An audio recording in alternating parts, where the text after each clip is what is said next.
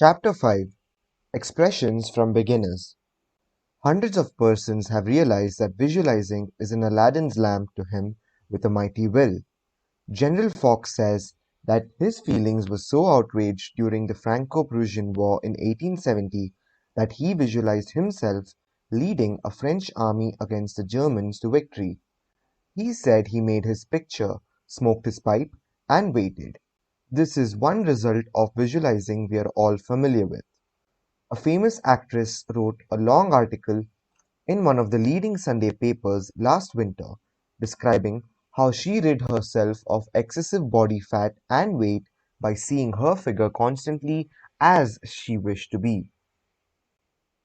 A very interesting letter came to me from a doctor's wife while I was lecturing in New York. She began with the hope that I would never discontinue my lectures on visualization, making humanity realize the wonderful fact that they possess the method of liberation within themselves. Relating her own experience, she said that she had been born on the east side of New York, in the poorest quarter. From earliest girlhood, she had cherished a dream of marrying a physician someday.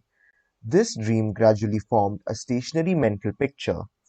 The first position she obtained was in the capacity of a nursemaid in a physician's family. Leaving this place, she entered the family of another doctor. The wife of her employer died, and in time the doctor married her, the result of her long-pictured yearning. After that both she and her husband conceived the idea of owning a fruit farm in the South. They formed a mental picture of the idea and put their faith in its eventual fulfillment. The letter she sent me came from their fruit farm in the South. It was while at the farm that the doctor's wife wrote me. Her second mental picture had seen the light of materialization. Many letters of a similar nature came to me every day. The following is a case that was printed in the New York Herald last May. Atlantic City, May 5. She was an old woman, and when she was arraigned before Judge Clarence Goldenberg in the police court today, she was so weak and tired she could hardly stand. The judge asked the court attendant what she was charged with. "Stealing a bottle of milk, Your Honor," repeated the officer. "She took it from the doorstep of a downtown cottage before daybreak this morning." "Why did you do that?" Judge Goldenberg asked her. "I was hungry," the old woman said. "I didn't have a cent in the world and no way to get anything to eat except to steal it. I didn't think anybody would mind if I took a bottle of milk." "What's your name?" asked the judge. "Weinberg," said the old woman.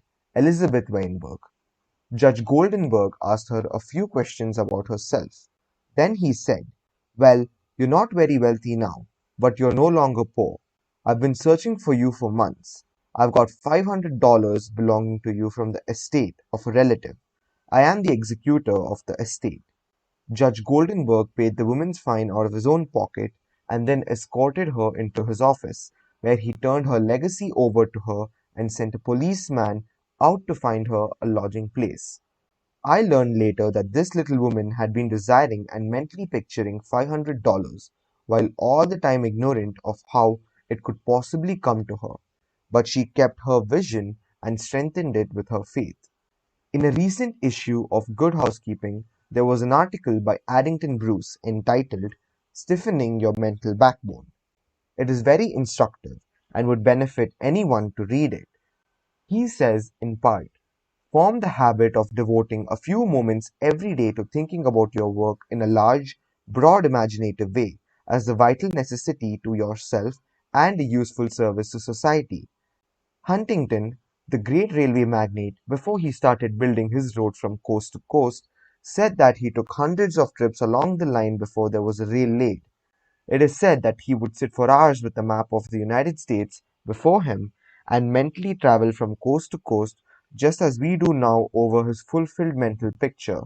It would be possible to call your attention to hundreds of similar cases.